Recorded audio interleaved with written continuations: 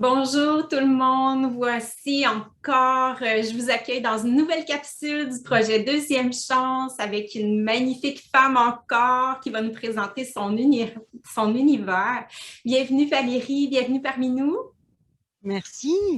et merci beaucoup de prendre ce moment-là pour nous témoigner de ton vécu puis de ta perception des choses aussi. Merci à toi de me donner cette chance-là et de partager avec les autres, Ça, effectivement. ça fait vraiment plaisir. Pour débuter, Valérie, j'aimerais que tu nous dises qui es-tu en ce moment, quel genre de femme es-tu et qu'est-ce qui occupe ton univers présentement? Alors, je suis une femme en devenir, j'ai envie de dire, en devenir permanent, mais aussi heureuse, équilibrée, même si voilà, c'est un travail de tous les jours, Mm. de prise de conscience, d'importance. Comme disait Coelho, quand on a toutes les réponses, ce sont de nouvelles questions qui arrivent. Tout à fait. Et voilà, donc je dirais que je suis cette femme-là aujourd'hui et très centrée sur le bien-être et vraiment sur la conscientisation de, de, de notre vie, de notre rôle, de notre chemin et de ce que l'on peut s'apporter d'abord à soi et puis aux autres. Mhm. C'est magnifique. J'aimerais que tu me dises comment tu étais il y a 10 ans, toi, Valérie. Est-ce que tu en étais tout près d'où est-ce que tu es ou tu as fait une grosse évolution là, dans ton parcours? Ah, j'ai fait une grosse évolution. Il y a 10 ans, j'étais aussi en reconversion, mais en reconversion de vie privée. Mm. Et donc j'étais moins forte qu'aujourd'hui, mais déjà en questionnement. Ça fait très très longtemps que je trouve important de se comprendre et de comprendre comment on fonctionne dans nos échanges, dans notre manière de communiquer, quelle est notre responsabilité propre.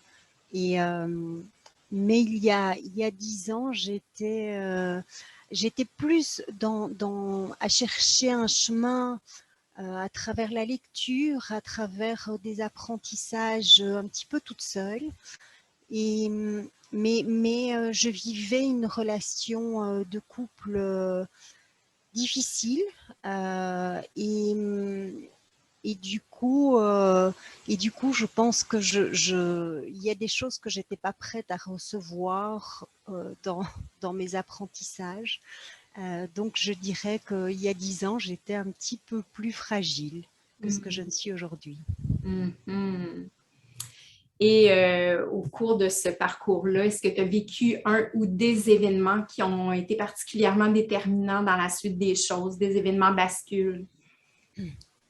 J'en ai vécu un qui a été pour moi l'élément déclencheur d'un changement de vie.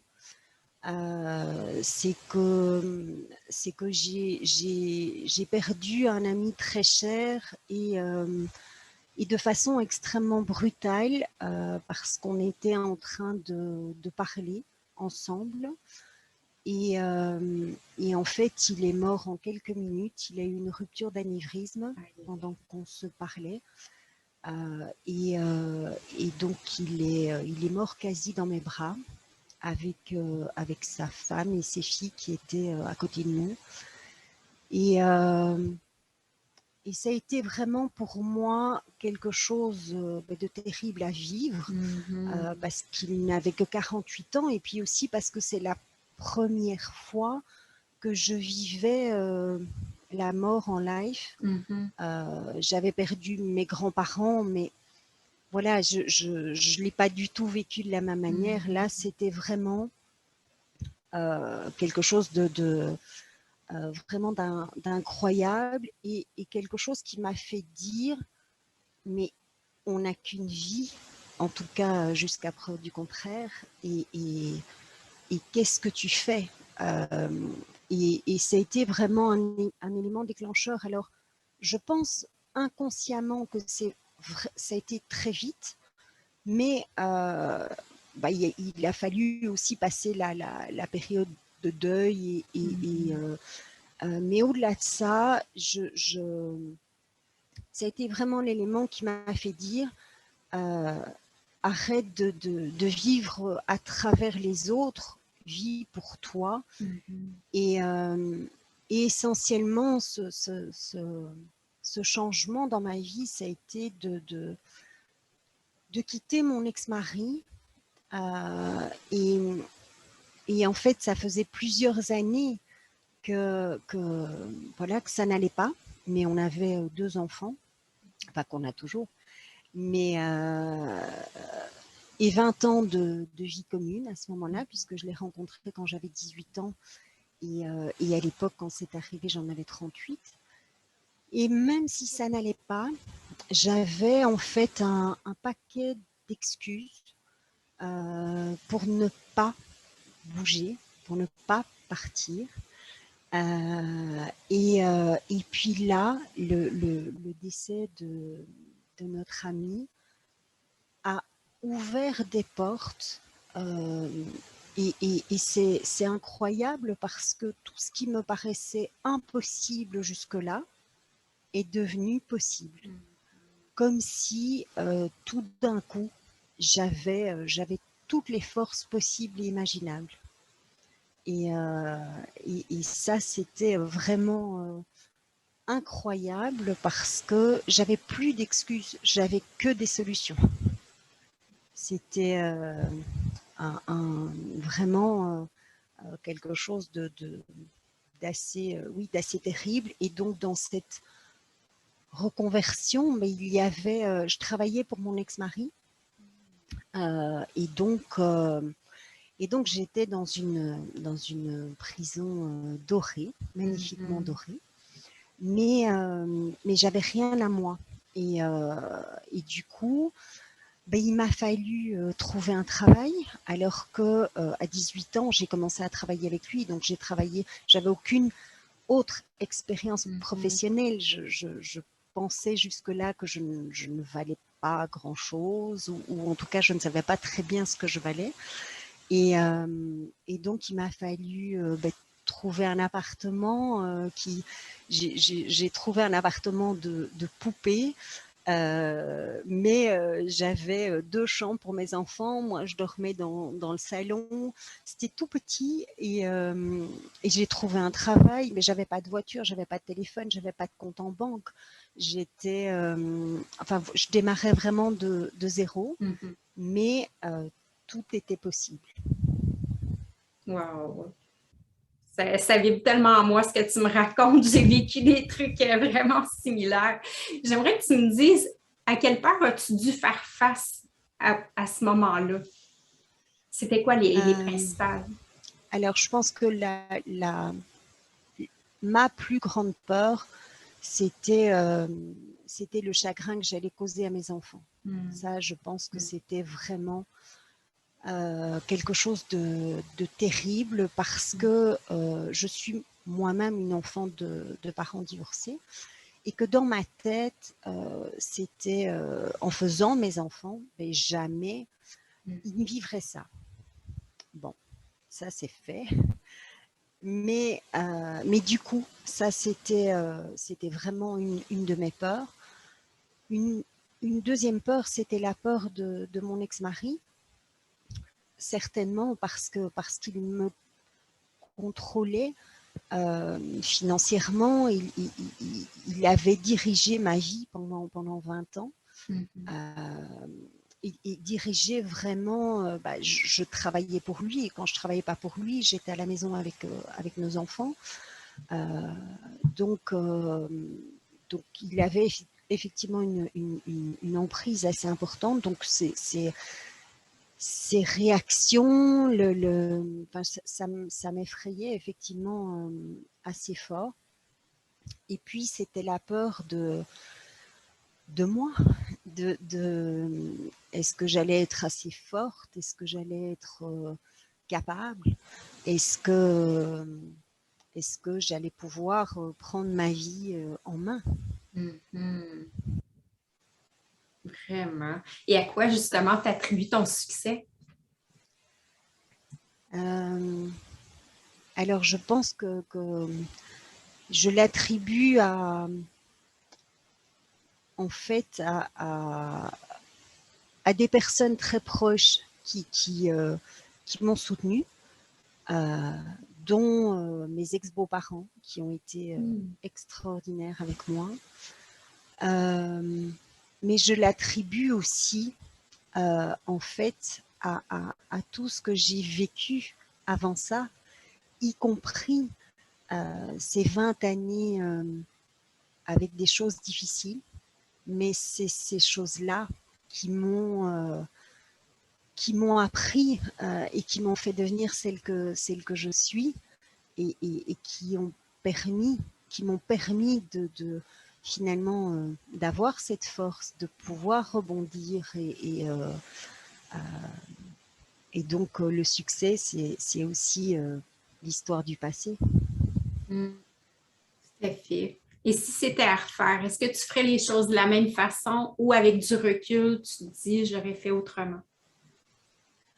Alors, non, je ne me dis pas que je les aurais faites autrement parce que je pense que euh, je ne maîtrise pas le domino que j'aurais pu changer et qui aurait eu d'autres effets. Donc, donc je refuse à refaire le passé, mais plutôt à me concentrer sur le présent. Mhm.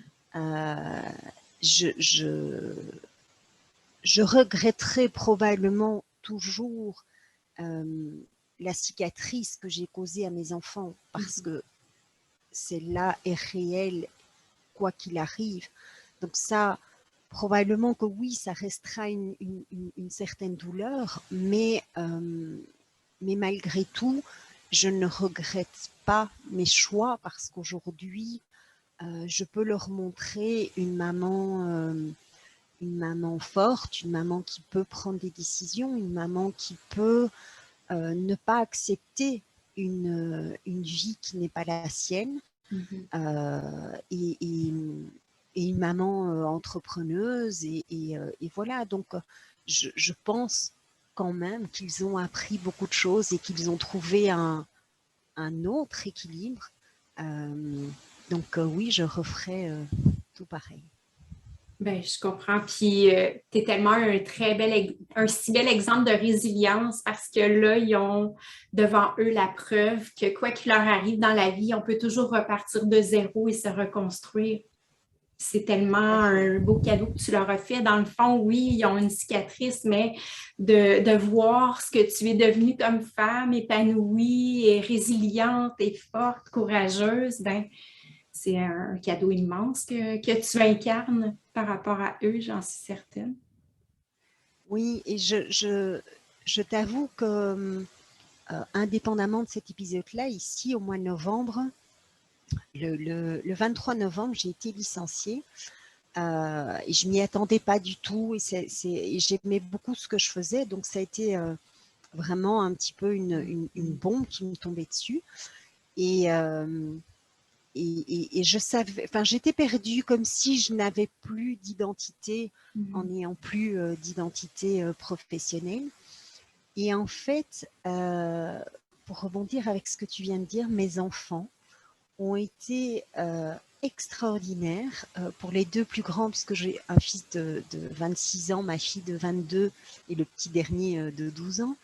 Mais les deux plus grands ont été extraordinaires parce que moi qui les ai toujours protégés, qui ai toujours pris soin d'eux, ben là, c'est eux qui m'ont donné une force incroyable en m'écrivant des petits mots, en me disant les choses aussi, mais en me disant surtout, mais maman, souviens-toi, tu as toujours rebondi, tu es forte, tu as vécu des choses pas simples avec papa et regarde aujourd'hui. Et je pense que j'ai eu ce défi à traverser, mais j'ai reçu un cadeau immense, immense, et qui est la suite de cette histoire que je te partage. Et donc, même 15 ans après, je reçois encore des cadeaux de mon choix. C'est beau. Ah, merci tellement pour ce que tu nous partages. C'est tellement touchant et vibrant. Puis je suis convaincue qu'on n'est pas toutes seules, toutes les deux, à avoir vécu des situations pareilles. Il y a plein de femmes qui vont écouter à qui ça va parler profondément ou qui sont vraiment à un moment charnière de leur vie puis que ça peut vraiment leur donner une grande bouffée d'espoir. Je leur souhaite en tout cas. Oh oui, vraiment. Dis-moi, Valérie, si tu rencontrais la Valérie d'il y a 10 ans, qu'est-ce que tu lui dirais aujourd'hui avec le recul? Je lui dirais que je suis fière d'elle et qu'elle a bien fait les choses et qu'elle a eu raison. Et je lui dirais de continuer à être bienveillante envers elle-même et bienveillante et douce parce que c'est comme ça qu'on donne le meilleur aux autres aussi. Et elle, la Valérie d'il y a 10 ans, qu'est-ce qu'elle te dirait en te voyant toi aujourd'hui? Je pense qu'elle me dirait qu'elle est fière de moi et qu'elle est fière de ce que j'ai accompli, qu'elle est heureuse de me voir heureuse et que j'avais raison de franchir ce pas pour vivre aujourd'hui une vie de femme tellement plus épanouie, tellement plus accomplie, alors que mon ancien schéma me faisait penser que ça n'existait pas ou que c'était dans les contes de fées ou en tout cas ou que je ne le méritais pas peut-être. Mais ce qui est certain, c'est que oui, elle me dit qu'elle est fière de cette vie de couple accomplie et du coup de cette vie de maman qui fait de son mieux. Comment est-ce que tu décrirais ta philosophie aujourd'hui au quotidien? C'est une philosophie de vivre l'instant, certainement. C'est une philosophie aussi mais, je vais me répéter, mais d'être bienveillant et doux envers soi-même, de prendre soin de soi. C'est aussi une philosophie de bienveillance envers les autres et aussi de pouvoir trouver les cadeaux dans les choses qui nous arrivent, parce qu'il est évident qu'il y a des défis, des challenges heureux et parfois plus malheureux, mais je suis convaincue qu'il y a des cadeaux, on ne les voit pas toujours tout de suite. Et je pense que parfois, il faut apprendre à faire la planche dans l'eau, juste pour reprendre son souffle et pas vouloir combattre les choses. Ma philosophie, en tout cas, est celle-là de profiter de chaque instant et de ne pas combattre les choses. Je ne veux plus les combattre. C'est très sage, ça. J'aimerais te demander, il y a une question qui me vient spontanément à travers tout ton parcours. Est-ce que tu es tombée sur des outils qui t'ont particulièrement aidé, que ce soit des lectures, que ce soit des personnes qui sont connues que tu as écoutées ou Est-ce que tu as eu des inspirations, des trucs vraiment concrets qui t'ont vraiment aidé à cheminer ou c'est vraiment à l'intérieur de toi, par ton introversion puis par ta résilience que tu as avancé? Alors, à l'époque, j'ai eu deux grands écrivains qui m'ont guidée. Le premier, c'est Jacques Salomé. Et il a beaucoup écrit sur la manière de communiquer, mais aussi sur le couple. Et franchement, ça m'a guidée et éclairée. Et Frédéric Lenoir aussi, avec beaucoup de sagesse sur la vie. Et donc ça a été vraiment des guides au niveau livre, parce que on parle, c'était il y a 15 ans, et donc on n'avait pas les mêmes moyens technologiques qu'aujourd'hui. Je viens de prendre un coup de vieux là, mais il n'empêche que oui, ça m'a beaucoup aidé. J'ai aussi, à l'époque, on parlait peu de coach en développement, et c'était certainement chez nous, en tout cas en Europe, pas très à la mode. Ça commence à émerger. Mais du coup, je me suis tournée vers des psychologues. Et alors aujourd'hui, avec le recul, je préférerais aller vers un coach que vers un psychologue. C'est tout à fait personnel. Mais en fait, je me suis rendu compte déjà à l'époque que j'avais cette fibre en moi et que je faisais du coup mon travail toute seule, mais chez un psychologue. Donc ça, c'était vraiment des outils qui m'ont aidée. Et je pense que s'il y a une chose à retenir ou à partager, ou que j'ai envie de partager, c'est que il faut pas rester seul. Il faut vraiment pouvoir se faire aider. Et c'est pas toujours par nos amis, parce que nos amis sont nos miroirs. On les a choisis aussi pour ça. Mais avoir des personnes objectives, extérieures, ça aide vraiment. Et je pense qu'il ne faut pas se dire c'est pas pour moi, ou il y a encore des croyances qui émergent en disant alors c'est que je suis fou, c'est que je suis folle, c'est que je suis malade. Non, je pense que c'est quelque part, ça peut être finalement votre meilleur ami ou amie, parce qu'il aura le devoir, le courage, la force de dire les choses telles qu'elles sont. Donc voilà, je trouve que dans les outils, il faut certainement pas rester seul. Et puis, il y a quand même deux outils qui sont plus d'actualité aujourd'hui, mais qui m'ont grandement aidé. Et que donc, voilà, je veux partager aux autres. C'est deux Canadiens, d'ailleurs, dont François Lemay, qui partage mon quotidien depuis un an presque, et Martin Latulipe aussi, qui sont vraiment des personnes extrêmement inspirantes. Leur bagage fait que je trouve que pour n'importe qui, qu'on ait envie de devenir coach ou pas, ça n'a pas d'importance, mais pour n'importe qui a envie de devenir une meilleure version de lui-même, ces personnes ont vraiment beaucoup de choses à apporter. Ah oui, tellement. J'approuve à 100%. Moi, personnellement, ils ont vraiment contribué à changer ma vie du tout au tout, vraiment. Oui, merci beaucoup pour ces partages. Puis, pour terminer, j'aimerais savoir, Valérie, comment tu entrevois ton avenir? Qu'est-ce que ce serait ton plus grand rêve que tu pourrais concrétiser dans ta vie?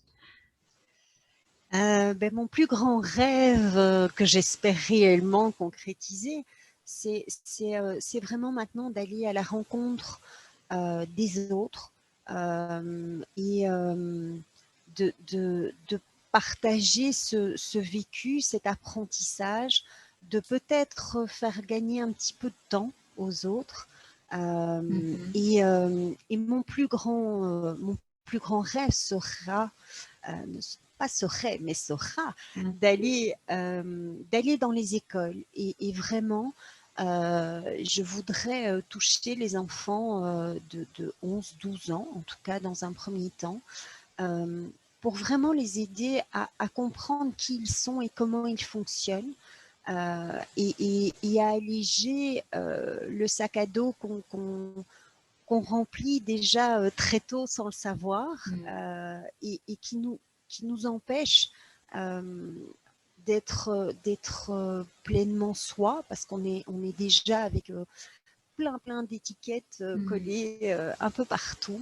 Et donc mon rêve, c'est vraiment d'aller aux plus jeunes pour peut-être leur apprendre à vivre mieux,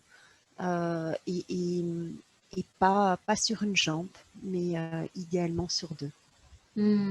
Quelle magnifique mission. En tout cas, je te souhaite de tout cœur de concrétiser ces deux rêves. Puis je suis certaine, je suis convaincue à 100% que tu vas y arriver. Puis je te dis merci mille fois pour ton partage, ton témoignage avec ta grande authenticité, ta sagesse, ta douceur. Vraiment, t'es comme un ange sur notre route. Tu fais du bien, ça fait du bien de t'écouter. Merci, merci mille fois. Merci de ton projet. Merci de cette merveilleuse idée de partager, aux autres des vécus, quels qu'ils soient, parce que je pense aussi que c'est tellement important de pouvoir se dire qu'on n'est pas seul, et qu'en fait, dans la réalité, on est des milliers à vivre les mêmes choses, et on l'oublie souvent parce qu'on s'enferme, voilà, avec son ego et ses histoires. Donc voilà, vraiment merci à toi. Oh, ben merci de tout cœur. Puis je te dis bonne continuité. Puis je te fais un gros bisou. Moi À aussi. bientôt.